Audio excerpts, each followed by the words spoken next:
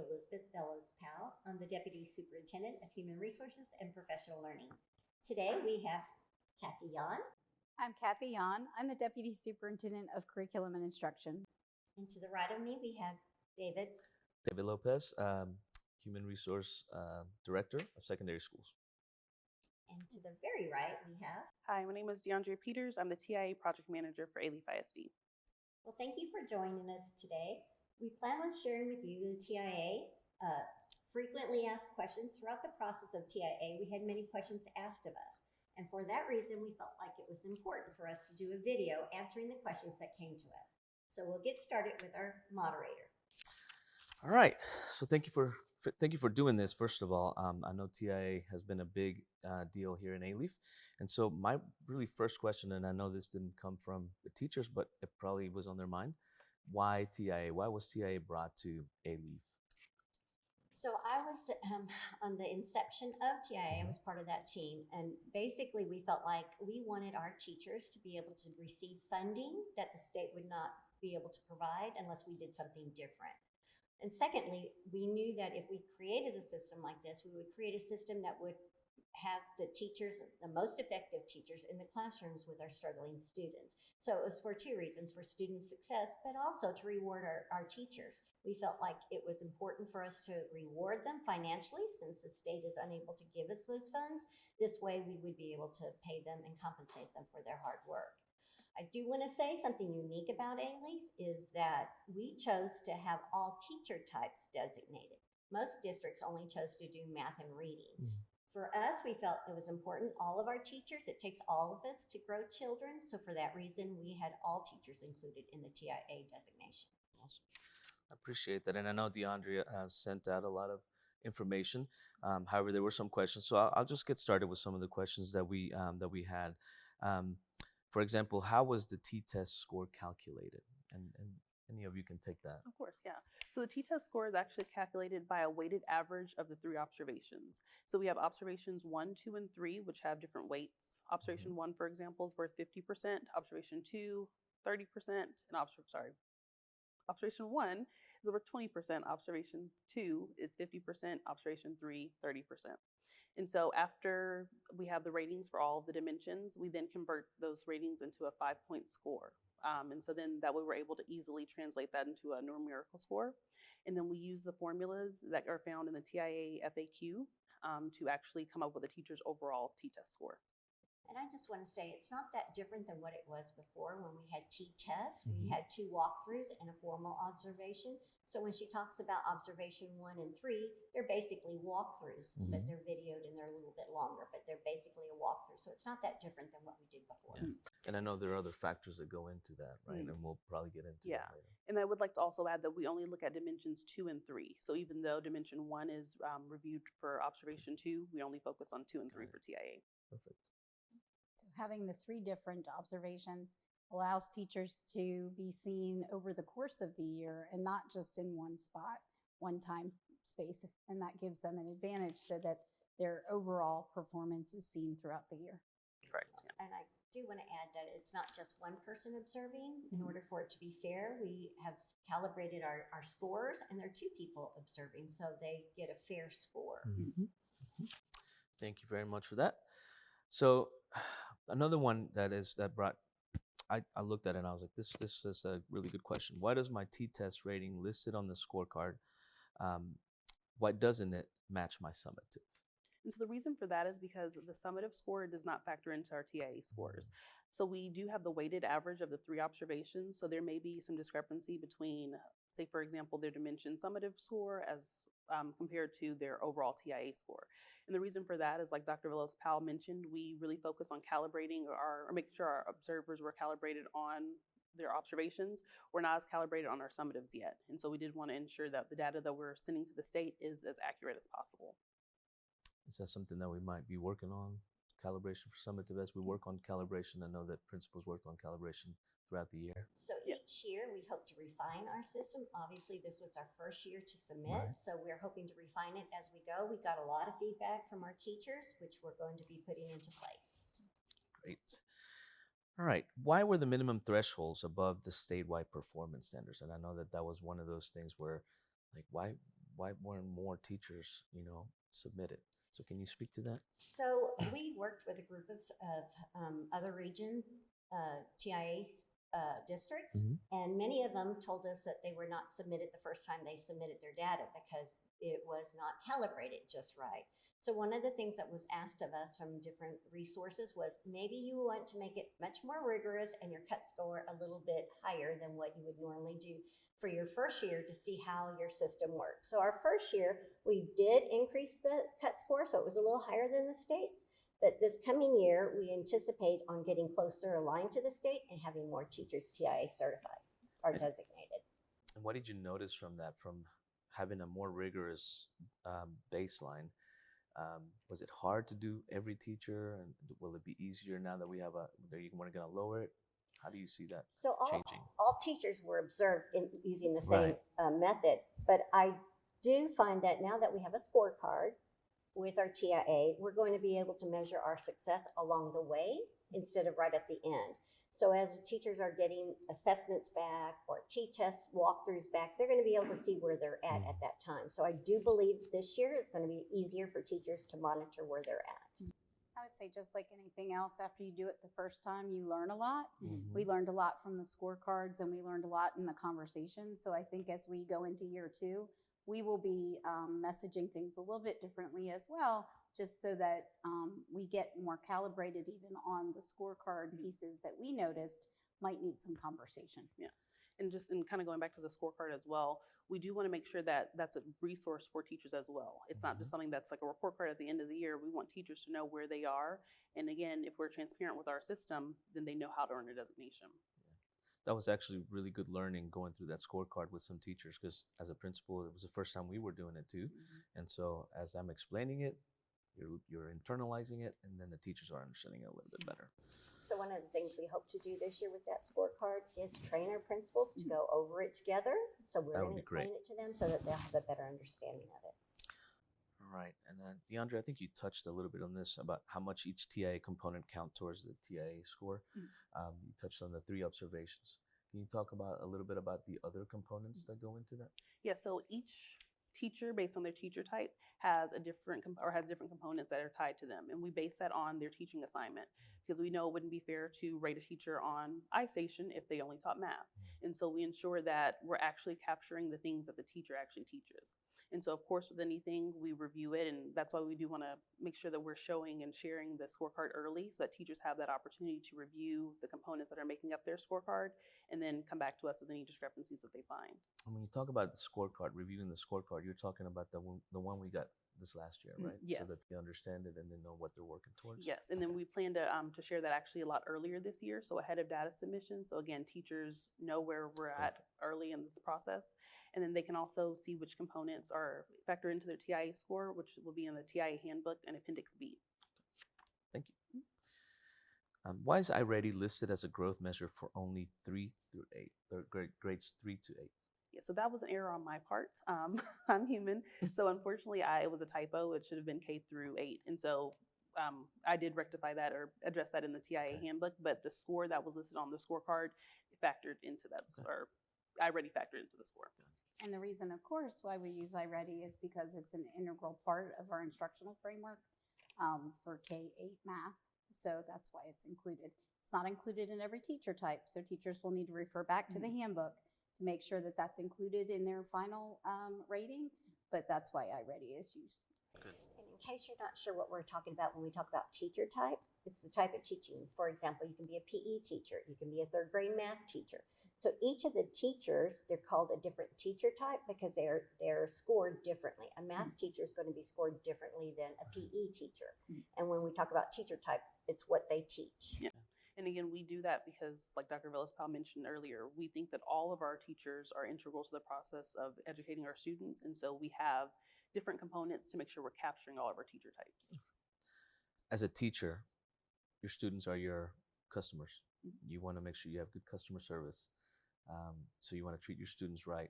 How is the student survey score generated? So first of all, the student survey is only administered for children from 3rd grade through 12th grade. We want them to be able to read the question on their own and be able to answer it.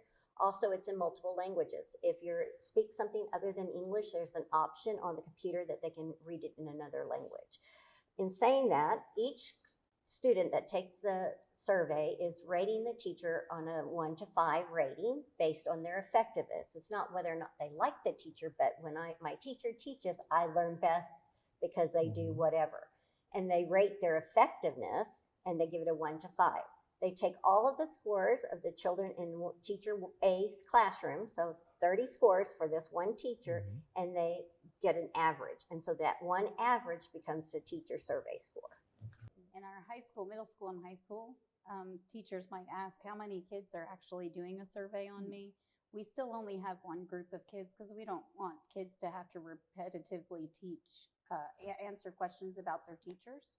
And so it's not an overload on the students either. It's a specific period, I believe, that we choose to offer the survey so that every teacher gets a survey group of students. Elementary is just their homeroom teacher. Or so it can be homeroom as well as like PE teachers and things like that as well, and different teachers that they'll see. And then I'll also add as well that we do notice that we do have students at different levels of reading comprehension, and so we do offer different resources that I share with the TIA TIA survey coordinators, as well as my teacher ambassador committee. And so this next year we're going to work really hard and kind of make sure that we're providing resources to ensure that teachers are able to explain the surveys to their student, as well as the students are able to access the survey on their own. All right, I have a question. Teacher says, I met the minimum thresholds for each TIA component. Why didn't I receive a TIA designation? Yeah, so that was a question I received a lot. And so the teacher, of course, has to meet the minimum threshold for each component that makes up their teacher type, but they also have to meet the minimum threshold for overall TIA score. And so again, going back to us being rigorous this year with our cut scores, our minimum threshold to receive a recognized designation was a 4.3. So the teacher would have to meet all the components minimums as well as that overall TIA score. What would be another threshold score from another district what's something lower than that? So the state you saw? So the state does provide minimum cut scores, and so I believe the minimum to receive a recognized by the state was a 3.7. But again, we wanted to be rigorous this first year. Of course, we're always going to be reviewing that, and so if we decide to make a change on that, we will be informing the teachers. Thank you. All right. When will teachers find out about their designation status based on data captured during the 2022-2023 school year? So unfortunately, it's somewhat difficult to remember how they capture the data. Each year is a year behind. So our data calculations from this year are from the year prior's data. So we will submit them in October, and we'll get a final submission in February, and by May, we will be able to share with teachers whether or not they were designated based on last year's data. And then celebrate and recognize those teachers that have met this accomplishment. You said May? May. Okay. Of 2024. Right. But teachers will know sometime in the fall if they're going to be put forth for a designation. Again, that's still pending state approval, but they'll have a better understanding of where they lie. Thank you. One of the questions that was on here, why are ready scores listed on my TIA scorecard? So depending on your teacher type, if you teach math, then your iReady scores are going to be listed on there, and in some cases, they will be used for your overall score. iReady scores are used universally K through 8, and so they will appear on there, but it depends on the teacher type again, whether or not that score actually goes into your final designation score. So are you saying that if I'm a reading teacher, I won't have iReady scores? Or I could have iReady scores, but they won't be used for my designation? So for the 22-23 school year, there were some reading teachers who had iReady scores, but they didn't factor into their score. And so we're working right now with our data vendor to ensure that those teachers don't have that score, just so that it's no confusion. Got it. Yes. So a teacher that has iReady, that does iReady, their class of students does iReady, if it is in their teacher type determinating score, it should appear on the scorecard. Again, it's one of those things, first year, we saw some things that we knew we needed to fix. That's one of those things. Why does the campus star performance affect their TIA score, a teacher's TIA score? So kind of what we mentioned earlier, it takes all of us to be able to grow a child, and we felt that the committee, which included teachers as well as administrators, felt that it was the overall score should be calculated. It's a very small amount in most cases, but we felt that it takes everyone, so everyone should be responsible on that and we should be able to provide a number for that. And I know one of the concerns that a lot of teachers had is that we did have a minimum cut score for our STAR score, our school-wide STAR score. And so after taking that concern back to the TIA team and talking with Dr. Veloz-Powell as well as Dr. Mays, we have determined that we're going to remove that minimum threshold, but still keep the school-wide STAR component. Okay. So just because your campus might not meet the minimum threshold doesn't knock you out of the running for earning a designation. Got it. But it makes sense to keep that because, like you said, I mean, it affects all of us. So It takes a village to grow a child. if not, then I'm going to be protecting my things instead of sharing it with other teachers. So. And David, you make a good point. One of the things that we talked about early on, again, the reason why we did TIA was based on we wanted to reward our teachers and, of course, student success.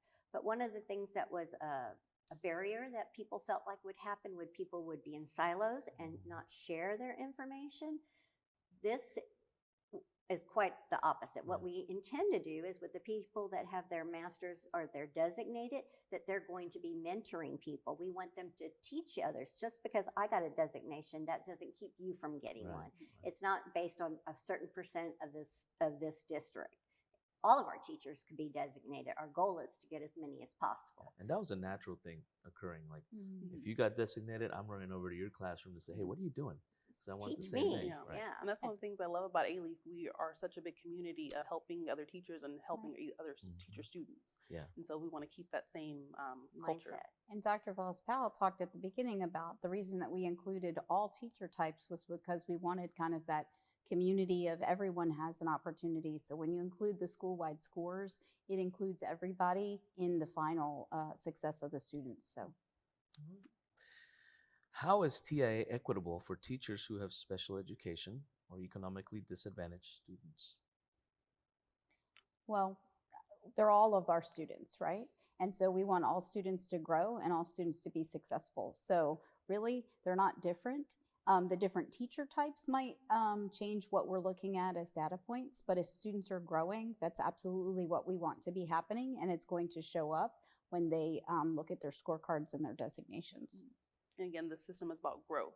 Right. So it's not saying that all of our students, we know our students come to us at varying levels, and so we do want to honor that in our system. So we do take a look at where the student is at the beginning of the year compared to the end, and that's how we honor and reward that that growth that the teacher's making. Okay. Thank you.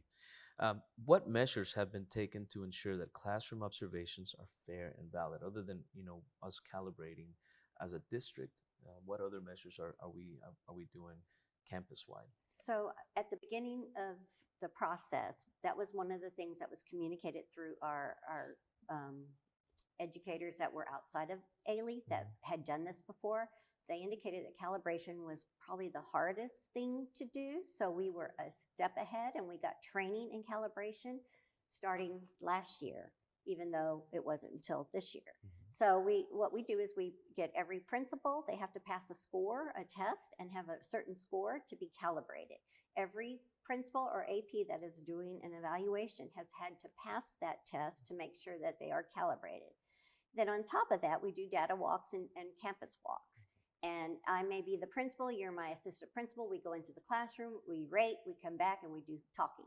And we just kind of review it and see where we were where we were and try to get more aligned. District-wide, we're doing lots of walkthroughs to be able to get better at calibrating. I think it's important, though, Mr. Lopez, to think about other ways that we can have teachers talk about what they think is good student work. So when you think about exit tickets or you think about what's happening with assessments and looking at data during PLCs, that's going to also help us to how do I know my students are growing? Because that growth measure, as Ms. Peters referred to, that's what's going to bring up your scores. Right. And if you're getting those observations and it shows that you're growing, then your score should show the same, right? It needs to be aligned. Okay. How does the district plan to share more information about assessing TIA components? So with this being our first TIA designation cycle, we know that there is still a lot of uncertainty and unknowns about TIA. And so one of the things that we're trying to do is, even like with this video, is provide more resources and more understanding for our teachers. And so then to the resources that we already have in existence, we want to refine those and make sure that we're putting accurate information and updated information so that all teachers know what it takes to earn a designation in A-LEAF. And then we're going to continue to utilize our TIA teacher ambassadors. That's what I was going to ask. Yeah, to be a champion at their campus for TIA. So a teacher ambassador is that we have one teacher designated on each campus that is a representative of that school.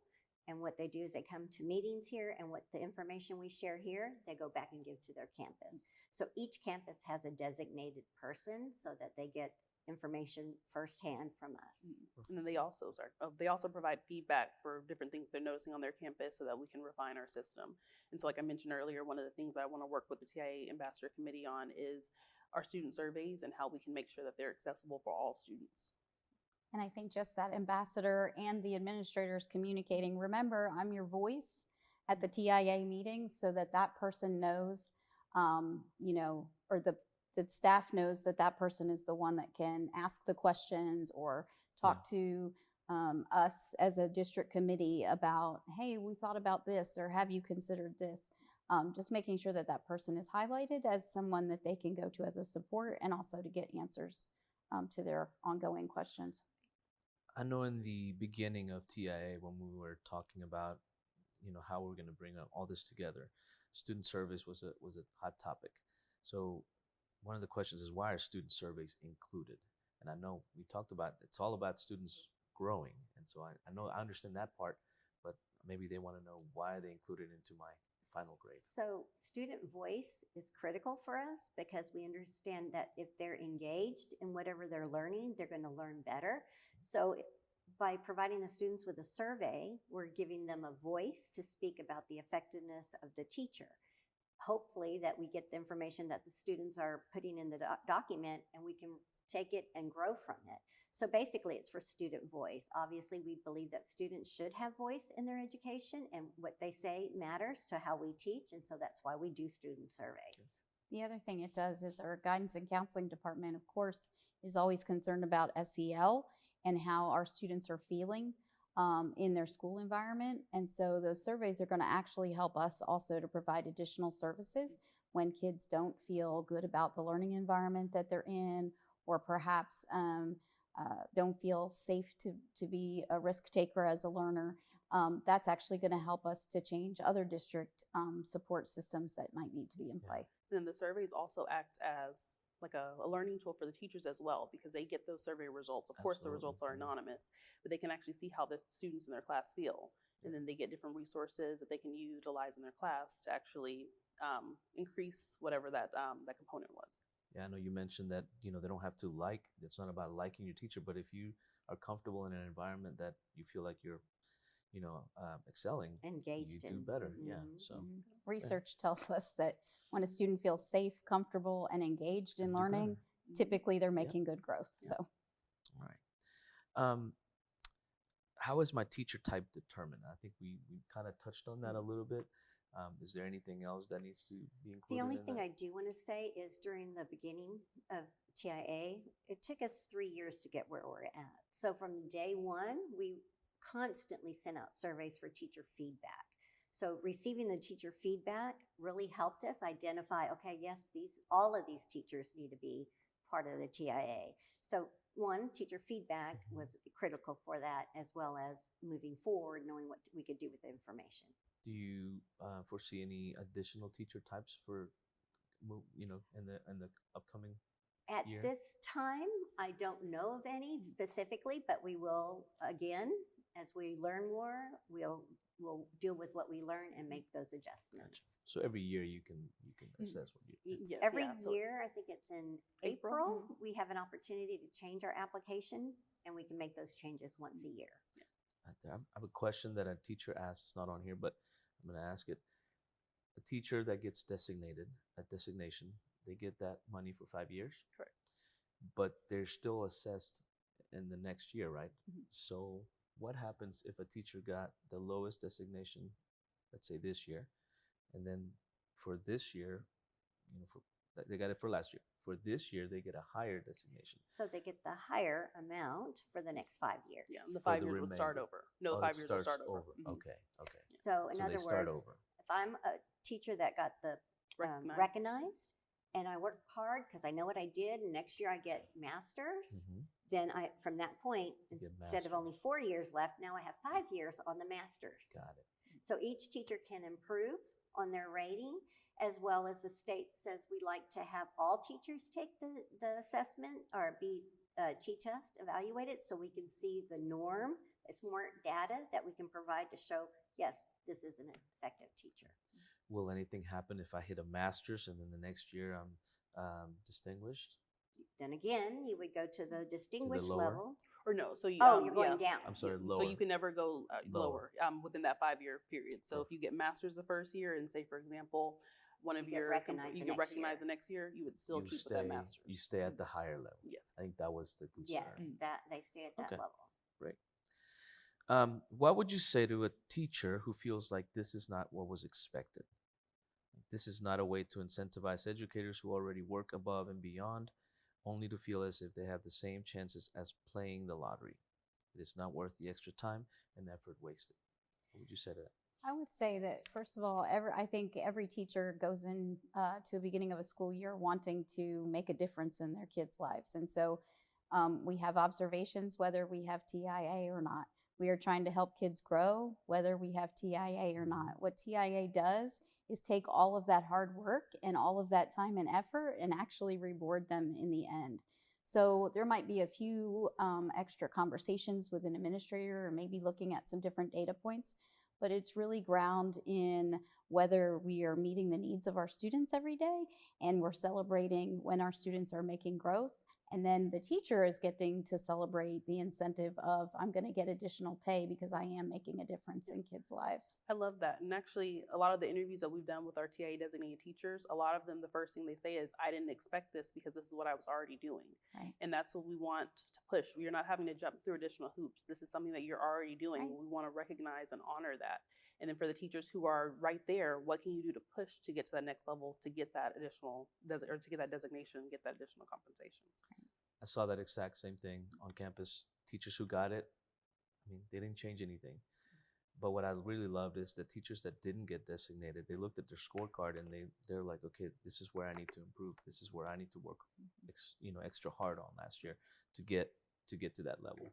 So it was a positive should be the spirit, overall. yeah. That should be the spirit of TIA. Right. And then one of the things we're doing at the district level, again, to make sure that we're growing our principals and our leaders, is we're looking at the overall scores of the T-TESS, like their T-TESS scores versus their, whether or not they were Growth scores. designated, their growth scores. Mhm. So if there's a mismatch, that helps us better prepare the principal on how to better support the Right. teacher.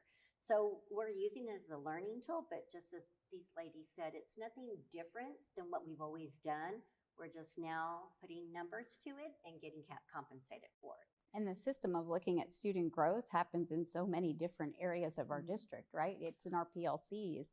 It's in our data conversations with principals and teachers. It's in our content coordinator conversations. And so really it's a part of the work that we already do. And it's a in the way classrooms. to, They're yeah, doing it in the classrooms. They're Right. looking at, this period grew this much. This period, Exactly. So we wanted the opportunity to give teachers that extra incentive and that extra money to celebrate work that they're already really doing. And just so you know, in this area, we're one of the few districts that are doing TIA. Many of the other districts felt that that was a lot of work to do to be able to lift it, but we felt so strongly about being able to compensate our teachers that we went ahead and did it early on when our pilot year, and we went through with it, and now we're fully designated as the TIA designated district. Well, that was all of our questions, all of my questions. I really appreciate the heavy lift on this. I think it's just going to keep getting better. So thank you, ladies, for answering those questions. Thank you. We You're appreciate welcome. it. Thank you, David. Thank you.